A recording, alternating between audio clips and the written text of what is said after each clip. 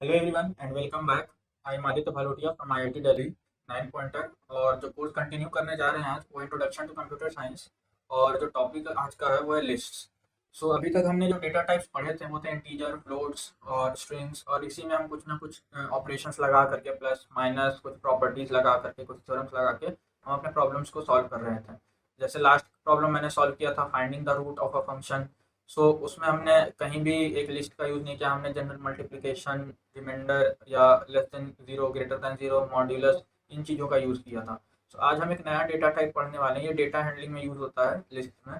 List का इसमें हम करते क्या है कि एक बहुत बड़ा सेट ऑफ डेटा है, अगर तो हम उसको कह लो कि एक टेबल में अरेंज करते हैं। जैसे हमारे पास एक बिल है, तो बिल में चीज़ें किस तरीके से सीरियल ऑर्डर में लिखी होती हैं।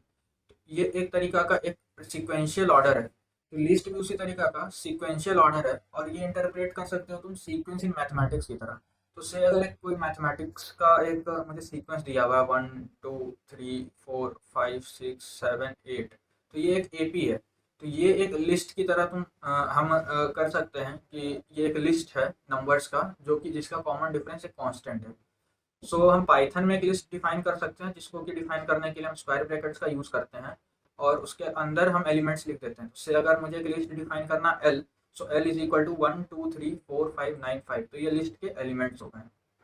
सो अब से मैंने कोई एक लिस्ट डिफाइन कर दी, मुझे ज़रूरत है ये जानने की कि उस लिस्ट की लेंथ कितनी है। तो एक तरीका तो ये है कि मैं फॉर लूप लगाऊं और किस तरीके से मैं ये काउंट करूं कि अंदर कितने हैं। या दूसरा तरीका ये होता है कि एक इनबिल्ट फंक्शन होता है पाइथन में, जिसको मैं यूज़ करके कैलकुलेट कर सकता हूँ लेंथ ऑफ लिस्ट को। और उस फंक्शन का नाम है लेन लिस्ट लेन, और अंदर में लिस्ट का नाम हम डाल देते हैं।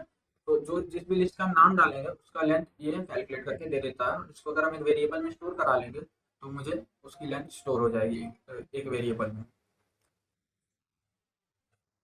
इंडेक्सिंग ऑफ लिस्ट क्या होती है ये देख लेते हैं। अब जैसे मैंने एक लिस्ट में एलिमेंट्स बना दिए हैं 1 2 3 4 5 6, ठीक। अब मुझे इस लिस्ट के किसी एलिमेंट को एक्सेस करना है, से इसको। तो या तो इसको मुझे कोई एक एड्रेस देना पड़ेगा। से हम कहीं रहते हैं, एक सोसाइटी में रहते हैं कहीं पे, या कॉलोनी में रहते हैं। तो अगर एक पोस्टमैन को अगर एक चिट्ठी डाल के जानी है, तो उसको ये पता होना चाहिए ना कि तुम्हारा घर कहाँ है। अगर घर पता नहीं है तो वो चिट्ठी कहाँ डालेगा। सो इसका मतलब, या अगर आपको एक पार्सल देना है, या आपने कोई स्विगी जोमेटो से कुछ ऑर्डर किया है, तो आप क्या करोगे। जो डिलीवरी बॉय का कॉल आएगा आप उसको बोलेंगे कि देखो, मेरा एड्रेस ये है, यहाँ पर आओ और डिलीवरी करके चले जाओ, ठीक है। तो आपने एक एड्रेस दिया उसको कि इस जगह पे आपको ऑर्डर लेना है। तो उसी तरीके से हम पाइथन में ये बताते हैं लिस्ट को, हम मुझे ये वाला एलिमेंट चाहिए, और उसको बताने के लिए हम कहते हैं कि हर एलिमेंट इंडेक्स्ड है। लाइक ये जीरो इंडेक्स्ड है, ये वन इंडेक्स है, ये टू है। सिमिलरली n-1 है।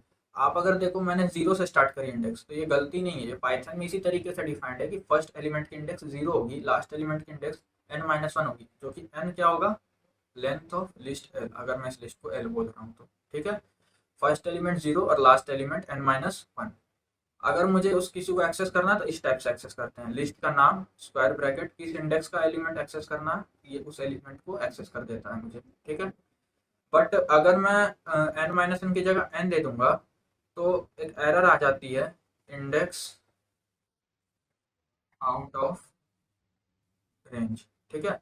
सो ये एरर ना आए, इसके लिए आपको इंश्योर करना पड़ेगा पूरे एल्गोरिदम में कि आपका जो इंडेक्स है उसके अंदर वो आउट ऑफ रेंज ना जाए। सो अगर एन लिस्ट है तो वो n-1 तक ही रहे और जीरो से स्टार्ट हो, ठीक है।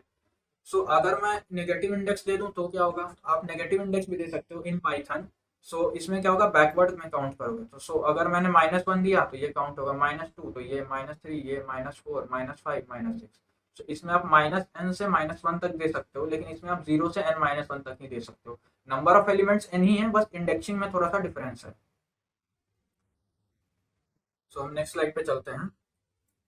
लेट्स से हमको एक लिस्ट को रिवर्स करना है, तो मैं इसके दो एल्गोरिदम आपको आपके सामने डिस्कस कर रहा हूँ। तो एक एल्गोरिदम तो ये है कि इससे मेरा फर्स्ट एलिमेंट x1 है, दूसरा x2 है, तीसरा xn है, तीसरा x3 है, and dot dot dot nth element xn है।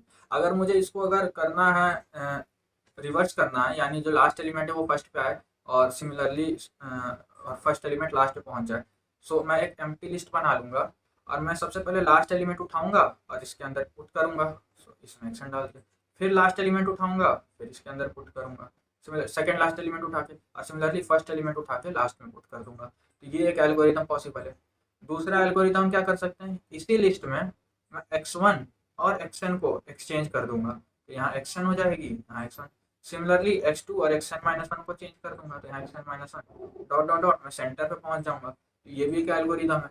इसमें क्या है, मुझे एक्सेस तो करना पड़ा, लेकिन मैं दो ऑपरेशन एक साथ कर दे रहा हूँ, मतलब मैंने दो स्विचिंग एक साथ कर दी, तो मैंने नंबर ऑफ ऑपरेशंस कम कर दिए हैं। ठीक है, तो ये भी एक एल्गोरिथम है। मैंने इसमें पहला वाला एल्गोरिथम डिस्कस किया है कि हम किस तरीके से कर सकते हैं, आप दूसरा वाला ट्राई करना। अगर मुझे एक रिवर्स फंक्शन बनाया मैंने बोला मैं n ले लेता हूँ लेंथ ऑफ l, ठीक है। मैंने बोला रिवर्स लिस्ट बना लेता हूँ रेफ l करके, जो कि एम्प्टी है, ठीक है।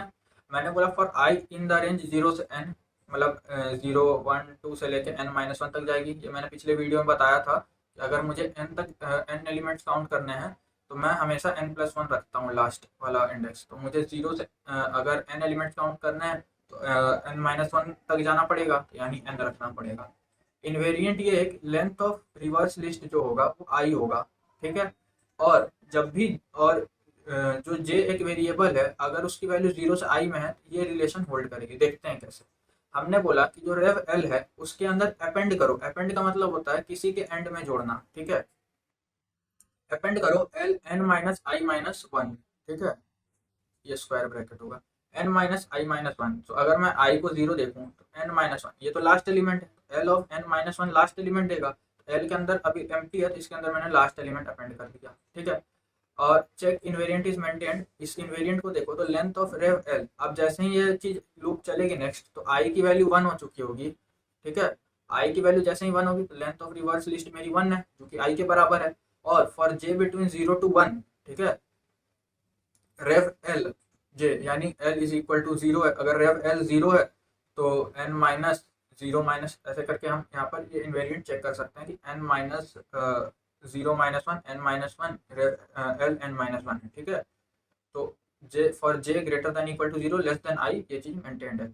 और एन माइनस आई एक डिक्रीजिंग मेजर है और ये लूप टर्मिनेट कर रही है जब एन आई है। तो सिमिलरली अगर मैं इस लूप को पूरा चलाऊं तो पहले एक्स एन है, अब जब एन इक्वल टू 2 के लिए होगा तो इसमें ये अपेंड हो जाएगा। सिमिलरली फिर नेक्स्ट लूप में ये ऐसा अपेंड हो जाएगा, सिमिलरली अपेंड होते होते लास्ट x1 तक चला जाएगा। सो ये एक रिवर्सिंग का एल्गोरिदम है।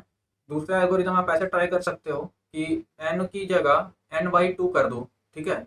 आप इंटीजर डिवीजन लेना ताकि अगर n ऑड हो तो उससे इशू क्रिएट ना हो। आप ट्राई करना इसको करने की, कोड लिखने की और VS कोड पे रन करने की। हम इसको नेक्स्ट क्लास में डिस्कस कर देंगे।